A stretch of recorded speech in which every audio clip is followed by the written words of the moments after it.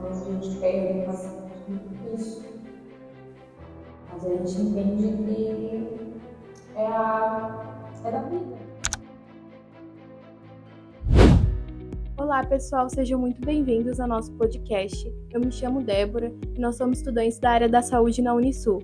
Hoje nós viemos falar sobre a doença do Alzheimer, uma doença neurodegenerativa que afeta milhões de idosos no mundo. O Alzheimer é uma doença que afeta não apenas a rotina, mas também o comportamento, o humor do paciente e da família também.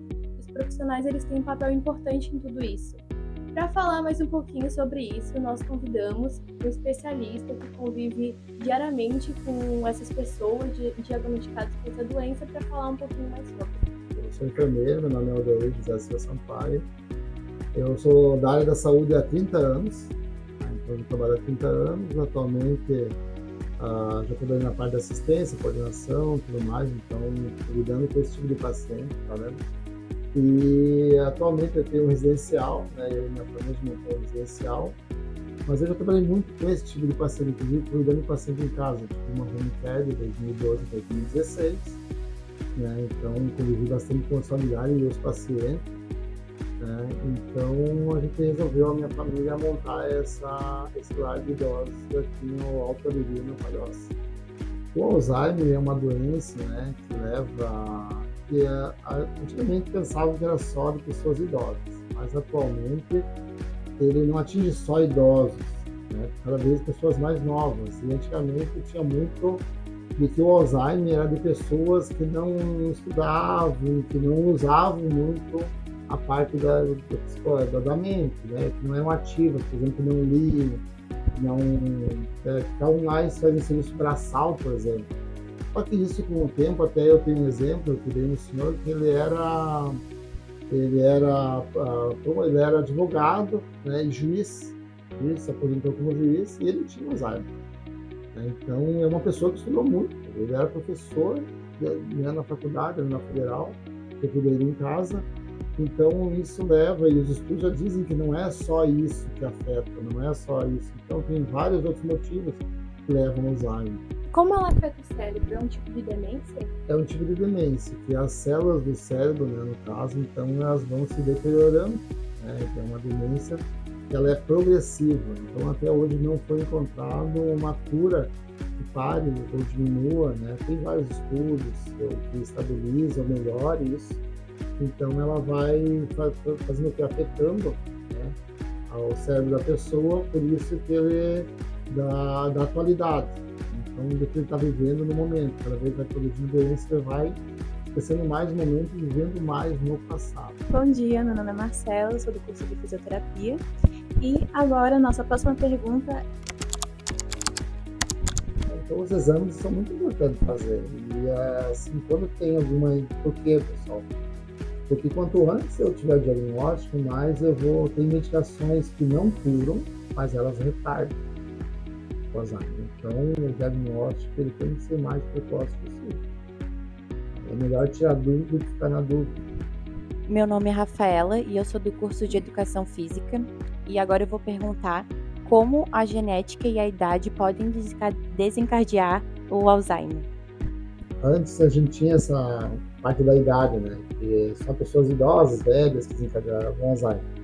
Hoje já está se vendo pessoas mais novas, né, tendo Alzheimer, com menos idade. A idade é por causa que, como o Alzheimer é uma demência, no caso, uma doença degenerativa, com o passar do tempo e o envelhecimento das células, ele vai, né, então ele tem propensão até o Alzheimer. Não que todo mundo tenha, mas um dos motivos é isso, as células vão ficando mais velhas, então elas vão ficando, né. E a parte da genética, não tem nada provado assim, ainda, afirmado assim, que é a tal genética, tal, essa parte da genética tem estudo tudo, mas chega numa parte que o pessoal não consegue provar. De que maneira os medicamentos podem afetar no tratamento? O Alzheimer ele tem as medicações para... A gente não tem medicação por Alzheimer.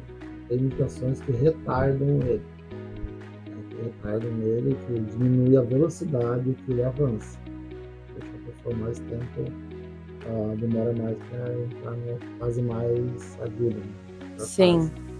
Então, as medicações, elas contribuem para esse fator, de retardar e a pessoa ter mais tempo aí para Sim, desenvolver. não tem curas, ele Não, só retarda. Ele só retarda, cura ainda não tem. As pessoas têm que ver se essa medicação não tem uma outra medicação. A gente tem uma coisa nas medicações, a interação medicamentosa. A interação medicamentosa é quando uma medicação ela afeta no efeito da outra. Sim. Ela pode anular o efeito. Então, tem coisas, fatores que anulam o efeito da medicação.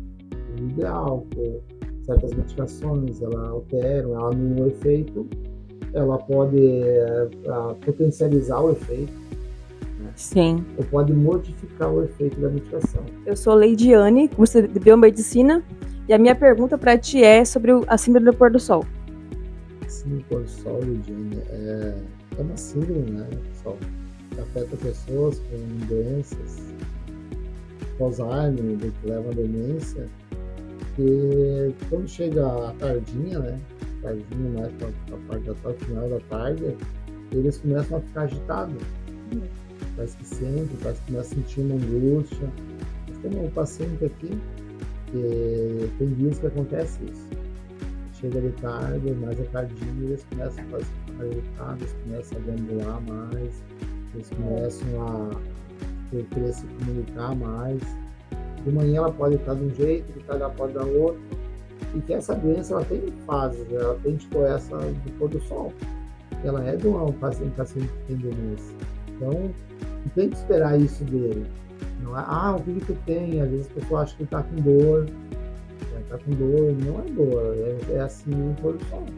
Então, tem que saber identificar e conhecer o paciente. O idoso é uma pessoa que traz uma carga muito grande. Nós temos um psicólogo. Ele veio um psicólogo, ele conversa com todo mundo. Esse paciente ele traz uma carga, às vezes, de morte de pais, de irmãos, de separação, foi mãe, teve que dar ao filho que não tinha condições de criar. Traumas, né? Traumas, assim, é uma carga muito grande. Então, é uma pessoa, assim, que isso tudo influencia a vida dele, influencia na doença que ele tem. Então, essa carga aí é uma coisa que então, a gente trabalha muito isso aqui, com os profissionais também. Porque às vezes o profissional ele vai esquecendo disso. Vai esquecendo que a pessoa tem essa doença, mas ele sempre está bem. Mas ele, às vezes, ele tem o surto dele. Tem dias que a doença está mais aflorada. Então, tem que ter calma, não adianta gritar, não adianta xingar. Tem que ter calma, tem que conversar, tentar acalmar, é isso. E em casa, o familiar, o que acontece? O familiar leva muito para o outro lado. O familiar, às vezes, a gente tem que, não é gritar, mas a gente tem que falar sério com o paciente.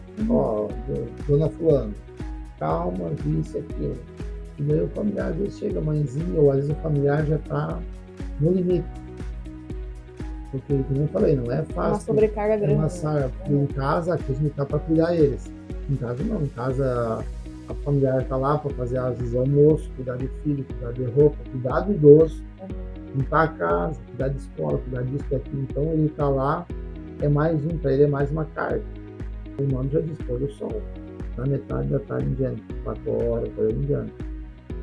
Quando começa a chegar esse horário, já começa a conversar mais, faz um clima mais ameno, às vezes uma musiquinha relaxante que a pessoa gosta.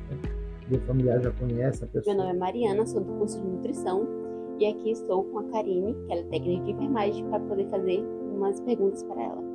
E eu gostaria de saber como funciona a alimentação dos pacientes.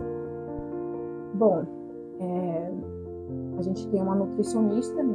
Ela faz o balanceamento da alimentação, legumes, vegetais, cereais, tudo conforme o peso também do paciente, né? O paciente ele tem um peso adequado e aí conforme o peso desse paciente é feita a dieta, as refeições dos pacientes em geral. Qual é a dica de alimentação que você tem para os familiares que contêm Alzheimer?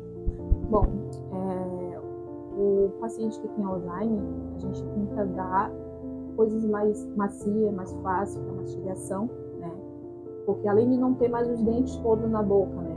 Pela idade, é mais difícil também para eles, por conta da doença, às vezes ele esquece de mastigar, né, tem dificuldade na mastigação. Então, quanto mais mole, mais fácil para eles, é melhor. Né? Se for um estágio muito avançado, é recomendado a alimentação pastosa. Mas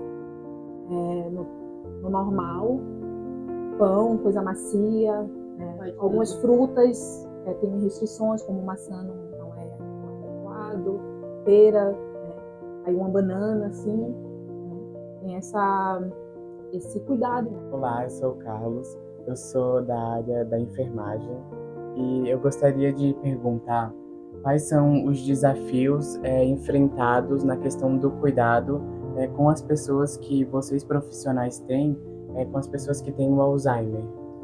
Bom, antes de mais nada é a paciência, né? Paciência, porque às vezes está dando banho no paciente e ele não consegue nem levantar o pé para vestir a calça. A gente tem que ajudar ele, dizer levanta o pé para vestir a calça, tudo que a gente vai fazer nele, todos os pacientes assim, né? Mas com Alzheimer é mais complexo porque às vezes ele não entende, não lembra nem do que é levantar o pé para vestir uma calça, uma roupa. Né? Em questão das pessoas, dos familiares, assim, o que eles podem levar com o aprendizado que vocês têm na rotina, todos os dias, assim, vivendo ao lado dessas pessoas que têm essa doença? Se tem um familiar com Alzheimer, a gente tem que pesquisar, aprender quais são os sintomas dessa doença, né? Para eles entenderem que não é porque ele quer, não é por mal, não é porque está fazendo birra, não é por isso. É sintomas da doença. Realmente, eles esquecem que tem que fazer. Então, tem que ter essa paciência, bastante paciência com eles, de ensinar, né? Um dia, né, os pais nos ensinaram. E aí, o que a gente faz com os nossos pais? A gente ensina para eles também. Ensina, né? Porque, assim, quando a gente era criança, provavelmente a gente perguntava várias vezes aos nossos pais: para que serve isso? O pai respondia e perguntava de novo. E os pais tinham aquela paciência de explicar, de ensinar. Não, é para isso. Eu perguntava de novo. Respondia, né? Sem grosseria, sem pressa, porque ele entendia que ali era o momento de aprender. E a mesma coisa é com os nossos idosos que têm Alzheimer. É o cuidado paliativo para uma pessoa que não está no leito morrendo, né? Mas é o cuidado paliativo, é aquele carinho, aquele cuidado, né? Até que Deus ache que é o momento de levar. Certa, né? Até o momento certo. Mas nada que dá uma dignidade para uma pessoa que cuidou de nós, que fez tudo por nós, né? Sim. Quando eu pego um paciente para cuidar, eu penso assim: um dia vai ser minha mãe, um dia vai ser minha avó. E o que é que eu quero para minha mãe e para minha avó quando eles estiverem nessa idade? Alguém que olhe para eles com amor, com carinho e cuide, né? E é isso que eu faço. Meu nome é Laira Beatriz, sou do curso de Biomedicina e a minha dúvida é sobre a comunicação para pacientes portadores do Alzheimer mais avançado. Muitas vezes esquece que tomou banho, né? Às vezes, ou acha que já tomou banho também, a gente vai dar banho. Não, já tomei banho, não. Tomei banho ontem, não foi hoje. Muitas vezes pedem para comer novamente, porque esqueceu que comeu. É rotina, muito da rotina, sabe? Às vezes quem é você, tem que falar quem é você o dia inteiro, né? Mas nada assim que não dê alegria, né? De cuidar. Porque quando a gente fala, conversa, trata com amor, a gente vê os olhos brilhando. E isso aí não tem preço. Como vocês fazem para lidar com a perda dos pacientes? Bom, é difícil, porque se apega, né? Se apega, cria um carinho, um amor, e quando a gente perde um paciente, é muito triste. Mas a gente entende que é da vida, né? A gente sabe que uma hora todo mundo vai. E a gente pensa que eles estão num lugar melhor. Então, é triste, dá uma tristeza, uma saudade, mas não tem o que fazer. Bom, agora eu quero agradecer a oportunidade de poder fazer a visitação. Quero agradecer também vocês sair da rotina para responder as nossas perguntas. E a curiosidade de muita gente que não tem o conhecimento. E quando tem o conhecimento, pode ser um conhecimento vago, porque os sites do Google nem sempre é totalmente confiável. Nada melhor do que uma pessoa que está na prática. E para agradecer, é um pequeno mimo, mas ó. Agradecemos pela sua atenção. Cuide e ame dos seus também.